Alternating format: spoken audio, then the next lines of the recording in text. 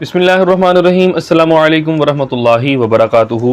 Dear students, this is Syed Mudassir और आज के इस वीडियो लेक्चर में हम डिस्कस करने जा रहे हैं एक्सरसाइज नंबर 4.2 को, और 4.2 के क्वेश्चन नंबर 1 को कंप्लीट डिस्कस करेंगे और इंशाअल्लाह नेक्स्ट वीडियो लेक्चर में हम क्वेश्चन नंबर 2 को डिस्कस करेंगे। 1 और 2 आपके इंतहाई इंपॉर्टेंट सवाल हैं। एक्सरसाइज 4.2 आपकी शॉर्ट क्वेश्चन के लिहाज से इंपॉर्टेंट है, बाकी इंशाअल्लाह हम इन सबको सॉल्व करते जाएंगे और साथ साथ मैं आपको गाइड करता जाऊंगा। तो बच्चों मुश्किल कुछ नहीं है, इसमें आप बेसिक चीज़ें बस आपने याद रखनी है। जिस तरह आपको गाइड करता रहूँगा आपने उस तरीके से इसको याद रखना है, तो आपके लिए इसको सॉल्व करने में कोई परेशानी नहीं आएगी। तो सबसे पहले डियर स्टूडेंट्स आपसे कह रहा है कि आपने इसका डिटर्मिनेंट फाइंड करना है।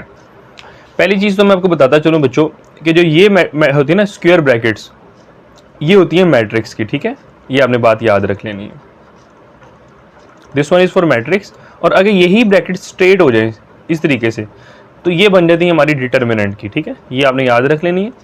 स्क्वायर ब्रैकेट्स जो होती हैं वो होती हैं बच्चों मैट्रिक्स की, और जो इस तरह सिंपल स्ट्रेट ब्रैकेट्स होती हैं ये हमारी डिटर्मिनेंट्स की ब्रैकेट कहलाती हैं। और डिटर्मिनेंट लेने का तरीका ये होता है, लाइक देखिए हमारे पास से लिखा हुआ है 2 1 5 3।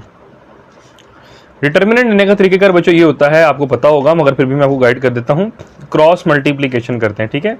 ये है, इसको इसके साथ मल्टीप्लाई करवा दें, 3 2 6, ठीक है। यहाँ से स्टार्ट कर दें, बेशक यहाँ से स्टार्ट करें, इसको इसके साथ मल्टीप्लाई कराएं, लिख दें 6 और फर्दर इस वैल्यू को इसके साथ मल्टीप्लाई करवा दें। तो ये आपकी मर्जी है, इसको इसके साथ करवा लें या इसको इसके साथ करवा लें, की बात है। तो 5 1 5, और जो सेंटर में साइन है ना बच्चों, ये माइनस का, हमेशा माइनस का साइन आता है। तो 6 - 5 विल बी इक्वल्स टू 1। तो ये इसका डिटर्मिनेंट आ गया। मगर अभी हमारे पास है 3/3, तो 3/3 का हम इस तरीके से डिटर्मिनेंट फाइंड नहीं कर सकते हैं, तो उसका तरीका थोड़ा सा डिफरेंट है। तो आए बच्चों मैं आपको वो बताता हूँ उसको किस तरीके से फाइंड करना है। तो मैंने क्वेश्चन ऑलरेडी लिख के रख लिया हुआ है, तो आइए इसको स्टार्ट करते हैं। तो लेक्चर को स्टार्ट करने से पहले डियर स्टूडेंट्स, अगर अभी तक आपने मेरे चैनल को सब्सक्राइब नहीं किया तो लाजमी सब्सक्राइब कर लें, ताकि हर आने वाली वीडियोस आप तक मिलती रहें और आप वीडियोस देखते रहें। वीडियो पसंद आएगी तो इसको लाजमी लाइक कीजिएगा और कमेंट में अपनी राय का इजहार कीजिएगा। तो आए बच्चों इसको स्टार्ट करते हैं। हमारे पास है जी 1 - 2, मैं लिख लेता हूँ इसको, 1 - 2 4, 3 - 1 -3 -2 3 2। ओके बच्चों, अब यहाँ पे ना मैं एक लफ्ज़ लिख रहा हूँ एक्सपेंडिंग। एक्सपेंडिंग का मतलब भी बच्चों यही होता है कि मैं इसका डिटर्मिनेंट ले रहा हूँ। आपने यही लफ्ज़ यूज़ कर लेना, एक्सपेंडिंग फ्रॉम। कहाँ से एक्सपेंड कर रहा हूँ? R1 से। एक्सपेंड का मतलब होता है कि मैं डिटर्मिनेंट ले रहा हूँ, उसको एक्सपेंड कर रहा हूँ, खोल रहा हूँ उसको, ठीक है। तो इसका मतलब मैं इसका डिटर्मिनेंट ले रहा हूँ। कहाँ से ले रहा हूँ? R1 से। सर R1 क्या है? R1 से मुराद बच्चों फर्स्ट रो। लाइक ज़रा गौर करें कि मेरे पास ये जो है ये R1 है। आपको मालूम है कि ये जो हमारे पास होती है ना ये R1 रो 1 है। इस तरीके से ये सारी जो हमारे पास कहलाएगी ये R2 कहलाएगी और ये R3, इस तरह C1 C2 C3। तो सवाल ये आता है कि सर क्या हम R1 से ही करेंगे? कंपलसरी है? नहीं बच्चों, मैंडेटरी नहीं है। आप R2 से भी कर सकते हैं, आप R3 से भी कर सकते हैं, C1 से कर लें, C2 से कर लें, C3 से कर लें, ठीक है। C फॉर कॉलम और R फॉर रो, ये बात आपने याद रख लेनी है। तो बच्चों एक्सपेंड कर रहा हूँ R1 से, तो अगर R1 को देखा जाए तो बच्चों R1 में ये हमारे पास रो 1 ये वाली है। तो रो 1 में सबसे पहली वैल्यू मेरे पास है 1, तो मैंने लिख लिया जी 1 को, यहाँ पे आ जाएगा 1। और आपने यहाँ पे इस तरीके से ये ब्रैकेट्स लगा देनी डिटर्मिनेंट्स की। अब जब आप जो वैल्यू को लेंगे ना बच्चों, लाइक ये देखिए मैंने 1 को लिया है, तो 1 जिस रो में है वो रो हमने सारी स्किप कर देनी है। देखिए 1 इस रो में है ना, ये इस रो में ये रो सारी स्किप हो जाएगी, और 1 जिस कॉलम में है वो कॉलम भी स्किप कर देना आपने, ठीक है। देखिए अब ये वाला पूरा कॉलम स्किप हो जाएगा, ये पूरा कॉलम स्किप हो गया और ये पूरी रो स्किप हो गई, ठीक हो गया। तो पीछे हमारे पास क्या बचेगा? ज़रा गौर करें आप, ये हमारे पास 4 वैल्यूज बच गई है ना, 1 2 3 4, ऐसा ही है। तो हम इन 4 वैल्यूज को लिखेंगे। यहाँ पे मैं लिख देता हूँ -1 -3 3 and 2, ठीक हो गया बच्चों। ये अपनी बात याद रख लेनी है। मैं आपको दोबारा बता देता हूँ, जिस वैल्यू को आप लेंगे बच्चों, लाइक 1 को लिया मैंने, 1 जिस रो में मौजूद है वो रो सारी कंप्लीटली ख़त्म कर देनी है, और जिस कॉलम में मौजूद है उस कॉलम को हमने कंप्लीटली रिमूव कर देना है। जो बाकी बच जाएंगी बच्चों हम उसको एज इट इज़ लिख देंगे, ठीक है। अब फर्स्ट वैल्यू हमने 1 ले ली थी, अब सेकंड वैल्यू हमारे पास क्या आ रही है -2। अब फर्स्ट वैल्यू हमने प्लस ली है ना, देखिए 1 लिया है तो इसके साथ प्लस आएगा, सेकंड के साथ हमेशा माइनस आता है। अभी इस साइन को नहीं मैं देख रहा हूँ, देखिए फर्स्ट वैल्यू रो में हमारे पास है, रो में हो कॉलम में हो किसी में भी हो, उसमें पहले प्लस आता है, फिर माइनस आता है, फिर प्लस आता है, ठीक है। आपने ये बात याद रखनी है, ये असूल होता है, प्लस माइनस प्लस। आगे अगर और भी हो तो फिर वो फिर माइनस प्लस माइनस, पहली के साथ प्लस दूसरी के साथ माइनस, ठीक है। इस असूल के साथ आपने चलना है। तो दूसरी वैल्यू के साथ हमेशा आता है माइनस, तो अब वैल्यू है -2। ये डिटर्मिनेंट का असूल होता है बच्चों के, माइनस हम इसलिए लगाते हैं, पहली वैल्यू को देखा कोई साइन नहीं है तो इसका मतलब प्लस है, तो यहाँ पे हम जब दूसरी के साथ लिखेंगे तो यहाँ पे माइनस लाजमी आएगा। अब जरा गौर करें, 2 है, 2 के साथ सारी रो खत्म हो गई, ये खत्म हो गया, और 2 वाला कॉलम सारा खत्म हो गया, ये वाला कॉलम सारा खत्म और ये वाली सारी रो खत्म हो गई, ठीक है। तो पीछे हमारे पास क्या बच जाएगा, जरा गौर करें, ये 3 बच जाएगा, ये -3 बच जाएगा दिस वन, और उसके साथ साथ -2 बच जाएगा, और ये हमारे पास 2 बच जाएगा, ठीक है। तो ये हमने लिख लिया बच्चों 2 को, ये हम बार 1 से एक्सपेंड करेंगे। रो 1 पहले रो में हमने ये वाली वैल्यू ली, फिर ये वाली ली, और फिर अब हम लेने जा रहे हैं 4 को। तो पहले के साथ प्लस आया था, दूसरी के साथ देखिए माइनस आया था, अब फिर आ जाएगा +4। और इस पे आपने कंफ्यूज नहीं होना कि इसके साथ जो भी साइन हो वो कोई मसला नहीं, इधर हमेशा प्लस माइनस प्लस ही आता होता है। अब 4 के नीचे वाला कॉलम सारा खत्म और 4 वाली रो सारी खत्म, तो पीछे क्या बच जाएगी, सिर्फ और सिर्फ ये वाली वैल्यू बच जाएगी, ठीक है। 3 -1 -2 3। तो ले बच्चे, अब इसका हम फर्दर 2/2 का डिटर्मिनेंट लेते हैं और इसको हम सॉल्व कर लेते हैं। 1 आ जाएगा जी एज इट इज, अब आप इसको क्रॉस मल्टीप्लाई करवा दें, 1 मल्टीप्लाई हो जाएगा जी 2 के साथ, ये आ जाएगा -2, सेंटर में साइन हमेशा माइनस का आता है, 3 3 9, क्रॉस मल्टीप्लीकेशन कराते हैं, माइनस माइनस प्लस हो जाएगा, माइनस माइनस +2, 2 3 6, सेंटर में साइन माइनस का, और 3 2 6, माइनस माइनस प्लस हो जाएगा, +4 एज इट इज आ जाएगा, 3 3 9, सेंटर में साइन माइनस का, 2 1 2। होप्स हो के बच्चों आपको समझ आ गया है। 9 - 2 7, +2 × 6 - 6 will be equals to 0, thus 4 as it is, 9 - 2 will be equals to 7। तो बच्चे 7 × 1 करेंगे तो 7 आ जाएगा, 2 × 0 0, 7 4 28। तो 28 में आप 7 को आपस में ऐड कर दें तो यहाँ पे हमारे पास अच्छा बच्चों एक चीज़ ज़रा देखिएगा, यहाँ पे ना -4 था, मैंने +4 लगा दिया, इसको करेक्शन कर लें, ये -4 है, तो बाकी किसी में क्योंकि 4 नहीं आया, हमने रो को स्किप कर दिया, तो यहाँ पे भी हमारे पास बच्चों -4 आएगा, बाकी एज इट इज़ चलेगा, ठीक है। -4 ठीक हो गया, ये प्लस और ये -4 एज इट इज़ आ जाएगा, ओके हो गया। तो ये हम प्लस माइनस माइनस कर देंगे, -4 × दिस वन, -4 × 7, यहाँ पे आ जाएगा -28, बाकी एज इट इज़ चलता आएगा, ठीक है। तो 7 में से आप 28 को माइनस कर देंगे, the answer will be -21। This is your required answer. So आए इसके पार्ट नंबर 2 की तरफ मूव करते हैं। तो आए बच्चों इसको हम सॉल्व करते हैं। देखने में आपको काफ़ी ज़्यादा मुश्किल और कम्प्लेक्स लग रहा है, मगर हम इसको बड़े आसान तरीके से सॉल्व करेंगे। देखें एक तरीका तो ये है कि जिस तरह मैंने आपको ट्रेडिशनल तरीका बताया, आप एक्सपेंडिंग फ्रॉम R1 या एक्सपेंडिंग बाय R1 करके इसको सॉल्व कर सकते हैं, ठीक है। पहला तरीकाकार तो ये है। दूसरा तरीकाकार हमारा होता है, हम इसको मैट्रिक्स की ऑपरेशंस के थ्रू सॉल्व करते हैं, जिस तरह आप एलिमेंट्री ऑपरेशंस कहते हैं ना, लाइक C1 को C2 में ऐड कर दिया। अब ये बच्चे ना अक्सर इसमें कंफ्यूज रहते हैं कि सर हम कैसे पता लगेगा कि C1 को ही C2 में ऐड करना है या C2 को C3 में ऐड करना है, हमें कैसे पता लगेगा। देखें बच्चों असूल याद रखना है आपने। देखें इसका अगर मैं डायरेक्टली डिटर्मिनेंट लूँगा ना तो वो आ जाएगा, आंसर आ जाएगा, कोई मसला नहीं होगा, मगर हमने देखनी है अपनी आसानी कि हमारे लिए आसानी क्या है। अब देखिए यहाँ पे हम इसको पहले a + b को लेंगे, फिर इनको मल्टीप्लाई कराएंगे, वो हमारे लिए बड़ा मुश्किल काम हो जाएगा, ठीक है। मगर हमने बच्चों ये काम करना है, हमने एक इसको आसान वे में करना है।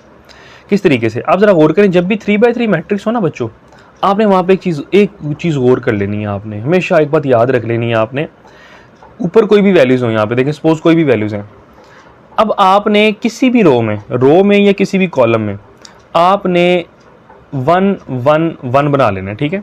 किसी भी रो में या कॉलम में, देखिए मैं 1 1 1 इस तरह लिख रहा हूँ, या इस तरह 1 1 1 बना लें, या इस तरह 1 1 1 बना लें, ठीक है। इसका फ़ायदा क्या होगा बच्चों, इसका फ़ायदा ये होगा कि हम इसको मज़ीद सिंप्लीफाई करके ना इसका डिटर्मिनेंट लेना हमारे लिए बहुत ज़्यादा आसान हो जाएगा। सर वो कैसे, मैं भी आपको बताऊँगा, ठीक है। आए ज़रा मैं आपको बताता हूँ कि हम इसमें किस तरीके से सॉल्व करेंगे इसको, ठीक है। तो देखिए इसको सॉल्व करते हैं। पहली चीज़ हम इसको 1 1 बनाने के लिए सबसे पहले आपने करना है कि देखें इस C1 ये कॉलम 1 है, ठीक है, ये C1 है, ये C1 है, ये C2 है और ये C3 है। तो बच्चों इसमें हम क्या करते हैं, हम इन तीनों को आपस में प्लस कर देते हैं। ज़रा गौर करें, रफ वर्क मैं आपको करके दिखाता हूँ। अगर मैं A प्लस बी में प्लस करता हूँ A माइनस बी प्लस ए, तो बच्चों यहाँ पे B से कट जाएगा, तो ये हमारे पास 3A आ जाएगा। और इसी तरीके से अगर आप इसको भी आपस में ऐड करेंगे ना, दिस वन, इस रो को भी, तो इसको भी देखें ना, ये इसको ऐड करेंगे तो हमारे पास इसका भी 3A आ रहा है, इसको ऐड करेंगे तो इसका भी 3A आ रहा है। तो इसका मतलब सबको ऐड करके सिमिलर वैल्यूज़ आ रही हैं ना बच्चों हमारे पास। हमने बेसिकली सिमिलर वैल्यूज़ बनानी है, तो आए हम इसको आपस में प्लस कर देते हैं। सिमिलर वैल्यूज़ बनाने के बाद फिर हम इसको 1 1 बना लेंगे जी। तो आप लिखना है जी C1 plus C2 plus C3, ठीक है जी। इसको हम कह सकते हैं एलिमेंट्री ऑपरेशंस, ठीक है। एलिमेंट्री ऑपरेशन ये होता है कि एलिमेंट्स पे जो हम ऑपरेशंस अप्लाई कर रहे होते हैं। तो अब ज़रा गौर करें, C1 में प्लस कर दें C2, यानी बन जाएगा A प्लस बी, ये C1 है बच्चों, मैं आपको बताया ये C2 है, plus A minus B plus A, ठीक है। बाकी वैल्यूज रहेंगी एज इट इज़, बाकी को हम बिल्कुल भी नहीं छेड़ेंगे। यस, चेंजिंग सिर्फ फर्स्ट वाले में होती है, लाइक C1 है तो फर्स्ट वाले में चेंज करेंगे, बाकी किसी में चेंज नहीं होगा, ये चीज़ आप याद रखिएगा। नेक्स्ट है जी हमारे पास A plus B plus A minus B, ठीक हो गया। बाकी A plus B as it is और A minus B as it is. इसी तरीके से A minus B plus A plus A plus B, यहाँ पे A और यहाँ पे A प्लस बी बच्चों आ जाएगा एज इट इज़। अब देखें B बच्चों सब में कट रहा है, ये भी B कट गया, ये भी कट गया, ये भी कट गया। तो बच्चों हमारे पास A प्लस A 3 बार है ना, तो इसको हम लिख लेंगे 3A, ये बन जाएगा 3A A minus B A 3A A plus B A minus B 3A A plus B. तो डियर स्टूडेंट्स आप ज़रा गौर कर सकते हैं कि हमारे पास देखें एक पूरी जो कॉलम है वो सेम हो चुका है। तो इस पूरे कॉलम में से हम 3A कॉमन निकाल सकते हैं ना 1 1 बनाने के लिए। तो देखें आप टेकिंग, ये लिखते जाना आपने साथ साथ 3A कॉमन, कहाँ से कॉमन ले रहा हूँ, फ्रॉम C1। तो बच्चों C1 में से 3A कॉमन निकाल लिया मैंने, तो मेरे पास क्या बच जाएगा 1 1 1, ठीक है। इसमें से हमने 3A कॉमन निकाल लिया। A minus B as it is आएगा, A एज इट इज़ आएगा, A प्लस बी आएगा as it is, A minus b आएगा एज इट इज़, A भी आएगा एज इट इज़ और A प्लस बी भी आएगा एज इट इज़, ओके। अब हमने 1 1 1 तो बना लिया। अब हमने इधर और थोड़ी सी सिंप्लीफिकेशन मजीद कर लेनी है बच्चों। वो क्या कर लेनी है, अब जहाँ पे 1 1 बन गया ना, उसके आप किसी भी 2 एंट्रीज़ को आपने ज़ीरो कर देना। अब सर ये क्यों ज़रूरी हो गया है, आप ज़रा गौर करें बच्चों, क्योंकि यहाँ पे 1 1 1 लिखा हुआ है ना। अगर मैं यहाँ से इसका डिटर्मिनेंट लेता हूँ, C1 से डिटर्मिनेंट लेता हूँ, C1 से लूँगा तो हम इस वैल्यूज़ को यूज़ करेंगे, इन सब वैल्यूज़ को, दिस वन, इन सब को यूज़ करेंगे, ठीक है। मगर बच्चों अब हम अगर इसको 1 1 के साथ सॉल्व करेंगे, आंसर तो हमारा तब भी आ जाएगा। मगर हम ज़ीरो क्यों करेंगे, आप जानते हैं बेटा कि अगर हम यहाँ पे ज़ीरो सपोज कर लें, यहाँ पे ज़ीरो लगा दूंगा, लाइक सपोज कर लें, तो जब इन वैल्यूज़ को मैं लूँगा तो इसके साथ जिसका भी डिटर्मिनेंट लेंगे वो तो ज़ीरो हो जाएगा। तो इसका मतलब हमें सिर्फ एक एंट्री को सॉल्व करना पड़ेगा। बात मेरी समझ रहे हैं ना आप, होप्स हो कि आपको समझ आ रही है। अगर फिर भी कोई मसला मसाइल हो आप मुझसे पूछ लीजिएगा बिला झिझक, ठीक है। तो अब ज़रा गौर कीजिए, तो अब इसको आपने किसी भी 2, आप ऊपर वाली 2 को आप ज़ीरो कर लें या नीचे वाली 2 को ज़ीरो कर लें। हम क्यों कर रहे हैं ज़रूरी नहीं है, मैं आपको बता रहा हूँ, मगर हम अपनी आसानी के लिए कर रहे हैं कि हम इसका डिटरमिनेंट जब लेंगे तो उसका डिटरमिनेंट लेना थोड़ा सा आसान हो जाएगा, ठीक है। तो अब ज़रा गौर करें, आपने इस चीज़ पे गौर करना है कि इसको ज़ीरो बनाने के लिए मुझे क्या करना पड़ेगा। अगर मैं इसको इसमें से माइनस कर दूँ या इसको इसमें से माइनस कर दूँ, बात तो एक ही है ना, आपकी मर्ज़ी है, आप जिसको मर्ज़ी ले लें। तो उसको हम ज़ीरो कर देते हैं। अब मैं क्या करूँगा, अब यहाँ पे मैं कहता हूँ R2 में से, ये देखें ये R2 है, ये R2 है और ये R1 है, ठीक है, और ये R3 है, सो ये R2 और ये R3 है, ठीक है। अब ज़रा मैं जो लिखने लगा हूँ उसको आपने ध्यान से समझ लेना है। अब मैं करने लगा हूँ R2 में से माइनस कर देता हूँ R1 को, ठीक है। अभी सिर्फ इसी को देखना, बाकी कोई जो मर्ज़ी बनती है हमें उससे कोई सरोकार नहीं है। And R3 minus R1, R3 में से R1 को माइनस करते हैं, और चेंजिंग सिर्फ वहाँ पे होती है जो फर्स्ट नंबर पे लिखा होता है ना एलिमेंट, सिर्फ उसमें चेंज होता है। अब ज़रा देखिएगा, 3a बच्चों आ जाएगा एज इट इज। अब जरा गौर करें, अब ध्यान से समझिएगा। R2 माइनस R1 करने लगूँ, यानी रो 2 में से रो 1 को माइनस करने लगूँ, तो ये रो 2 है और ये रो 1 है। तो 1 माइनस 1 करें बच्चों, ऊपर वाली तो एज इट इज आएगी, इसमें चेंजिंग नहीं होगी। तो 1 minus 1, this one be equals to 0। तो a प्लस बी में से आप माइनस कर दें a माइनस बी, तो माइनस a प्लस बी हो जाएगा बच्चों, ठीक है। a से कट जाएगा, ये बन जाएगा बच्चों 2b। तो a minus b minus a बच्चों, ये a से कट जाएगा, the answer will be minus b, ठीक है। तो ये बच्चों हमने R2 में से R1 को माइनस किया, देखो हमें यहाँ पे 0 मिल गया है। तो 0 मिलना हमारा मेन चीज़, तो हमारा 0 मिलना, पहले हमने 1 1 बनाना है, फिर हमने 0 बनाना है, ताकि हमारे लिए डिटर्मिनेंट देना आसान हो जाए। तो इसी तरीके से 1, ये 1 और इसमें से माइनस करें। R3 माइनस R1 कर रहे हैं ना हम, तो R3 में से R1 को माइनस करें, 1 माइनस 1 0, a माइनस बी, ये बन जाएगा plus B, a plus b minus a will be equals to plus B. तो बच्चों ये हमारे पास हो गया है, इसका एलिमेंट्री ऑपरेशन लगा दिए। अब इसको हम एक्सपेंड कर देते हैं, ठीक है। अब हमारे लिए बहुत ज़्यादा आसान हो गया, क्योंकि अब जब मैं इसको एक्सपेंडिंग करूँगा ना इसकी, तो इसमें से देखें जो 0 वाले हैं इनका तो डिटर्मिनेंट ऑलरेडी 0 हो जाएगा, तो हमें इसके लिए ये बड़ी आसानी होगी कि हमने सिर्फ एक का डिटर्मिनेंट लेंगे। एक्सपेंडिंग बाय, देखिए पहले मैंने R1 से एक्सपेंड किया था, अब मैं करूँगा C1 से एक्सपेंड, क्योंकि C1 में सिर्फ और सिर्फ 1 है और बाकी 0 है। तो यहाँ पे देखें एक्सपेंडिंग बाय C1, आप किसी और से भी कर सकते हैं, मगर बेहतर है कि जिसमें आपको 2 0 ऑलरेडी मिल रहे हैं तो आप वहीं से करें। तो आप ज़रा गौर कीजिएगा, 3a will remain as it is. मैं पहले सबसे पहले 1 लूँगा, तो 1 वाली सारी रो ख़त्म और सारे कॉलम ख़त्म, पीछे बच जाएगी दिस वैल्यू, ठीक है। तो ये मैं रिमूव कर देता हूँ, पीछे आ जाएगा 2b minus b, b and b। First के साथ प्लस आता है, सेकंड के साथ माइनस आता है। a माइनस b बच्चों रहेगा एज इट इज़, सॉरी यहाँ से नहीं, दिस वन, ये 0 आ जाएगा, क्योंकि हम C1 से एक्सपेंड कर रहे हैं। तो C1 की पहली वैल्यू ये है, दूसरी वैल्यू ये है, तो माइनस 0। तो 0 से बच्चों जब जिसको मर्जी मैं एक्सपेंड कर लूँ, देखें 0 की वैल्यू हमारे पास ये है ना, तो 0 वाली रो ख़त्म और 0 वाला कॉलम ख़त्म, तो हमारे पास बचेगा दिस वन, ये बचेगा और ये बचेगा, ठीक है। मगर जब मैं इसका डिटर्मिनेंट लेके 0 से मल्टीप्लाई करूँगा वो तो 0 आ जाएगा, ठीक है। तो उसको लिखने की ज़रूरत नहीं है। तो प्लस आगे हमारे पास ये एंट्री आ रही है, तो ये भी 0 है, तो इसको भी हम इसका भी डिटर्मिनेंट नहीं लेंगे, क्योंकि वो ऑलरेडी 0 हो जाएगा। तो ये देखें बच्चों हमारे पास काम कितना सिंपल हो गया है। 3a आ जाएगा as it is, 1 as it is, 2b multiply b 2b square minus b multiply b square minus minus plus हो जाएगा बच्चों। आंसर अगर आप डायरेक्ट भी डिटर्मिनेंट लेते हैं वो भी यही आएगा, मगर उसमें ना कम्प्लेक्सिटी बहुत ज़्यादा हो जाती है, बच्चे कंफ्यूज हो जाते हैं। तो 2b square plus b square will be equals to 3b square. तो बच्चों इसको मल्टीप्लाई करवा लें, the answer will be 9ab square. तो ये बच्चों आपका इसका पार्ट नंबर 2 का आंसर आ चुका है। तो आए इसके हम पार्ट नंबर 3 की जानिब मूव करते हैं। सो पार्ट नंबर 3 देखते हैं हमारे पास क्या है। वो भी हमारे पास अल्फ़ाबेट्स में इस तरीके से दिया हुआ है, हम उसको भी कोशिश करेंगे कि इस तरीके से सॉल्व करें। 2x plus x x y 2y y z z 2z।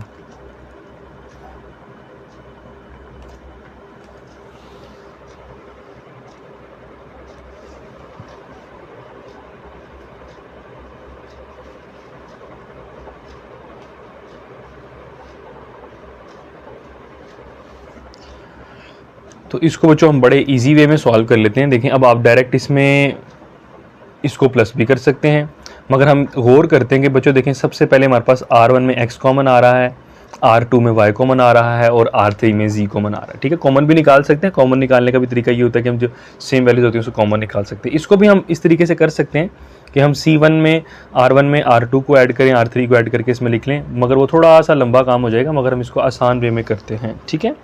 तो हमने लिखनी है taking x y z common from, अब x कहाँ से कॉमन निकाल रहा हूँ, R1 में से, R1 R2 and R3 respectively लिख लीजिएगा, ठीक है, तरतीब से।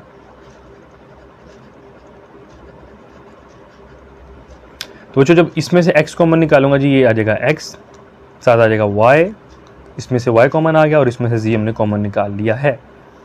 तो पीछे बच्चों मेरे पास बचेगा 2 1 1, यहाँ बचेगा 1 2 1 1 1 2। बच्चों ये तो बहुत ही ज़्यादा सिंपल नहीं हो गया मेरे लिए? ज़रा गौर करें तो सिंपल नंबर बन गए। तो इन नंबरों को सॉल्व करना हमारे लिए बहुत ज़्यादा आसान है। तो इसको भी आप ज़ीरो करके भी सॉल्व कर सकते हैं, आपकी मर्ज़ी, मगर मैं डायरेक्ट ही इसका डिटर्मिनेंट ले रहा हूँ। तो मैं इधर लिख देता हूँ एक्सपेंडिंग बाय R1। ठीक है, मैं R1 से एक्सपेंड कर रहा हूँ। तो R1 में सबसे पहले वैल्यू 2 है, तो हमने 2 को लिया, 2 वाली रो ख़त्म और 2 वाला कॉलम सारा ख़त्म। तो पीछे बच जाएगा 2 1 1 2। ठीक है बच्चों, मैंने तरीका पहले बता दिया आपको। नेक्स्ट हमारे पास आएगा जी प्लस के बाद माइनस आता है, -1। ये डिटर्मिनेंट्स का असूल होता है। तो 1 के नीचे वाला कॉलम ख़त्म और रो ख़त्म, 1 1 1 2। फिर प्लस आ जाएगा जी 1 × 1। अब ये बच जाएगा, 1 वाला कॉलम ख़त्म, 1 वाली रो ख़त्म, तो ये हमारे पास ये बच जाएगा 1 2 1 1। लें बच्चों, इसको हम एक्सपेंड करके अपना अब आंसर निकाल लेंगे, हमारा आंसर आ जाएगा बच्चों। तो XYZ will remain as it is, 2 as it is, 2 2s are 4, -1 1s are 1, -1 × 2 1s are 2, -1। Cross multiplication करवा रहा हूँ, मैं आपको बताया था पहले भी, 1 1s are 1, -2। तो जो XYZ जो आएगा वो आएगा as it is, 4 -1 3 and 3 2s are 6, -2 1s are 1, 2 -1 1 और 1 1s are 1, -1 और ये आ जाएगा -1। तो जो ये बन जाएगा XYZ × 4। तो ये बन जाएगा बच्चों 4XYZ। तो ये बच्चों आपका आंसर आ चुका है। होप सो कि आपको समझ आ गया है। ये इजी मेथड थे, अगर आप इसको डायरेक्टली एक्सपेंड भी करते हैं वो भी उस तरीके से एक्सपेंड हो जाएगा। होप सो कि आपको समझ आ गया है आज का लेक्चर। फिर भी आपको बच्चों किसी किस्म का सवाल हो, कोई चीज़ पूछनी हो, आप बेझिझक मुझसे पूछ सकते हैं। वीडियो अगर आपको पसंद आई है तो उसको लाजमी लाइक करें, अपने दोस्तों के साथ शेयर करें और कमेंट में अपनी राय का इजहार करें और चैनल को लाजमी सब्सक्राइब करें। तब तक के लिए मुझे इजाज़त दीजिए, अपना ख्याल रखिएगा। अस्सलामु अलैकुम वरहमतुल्लाहि वबरकातुहू।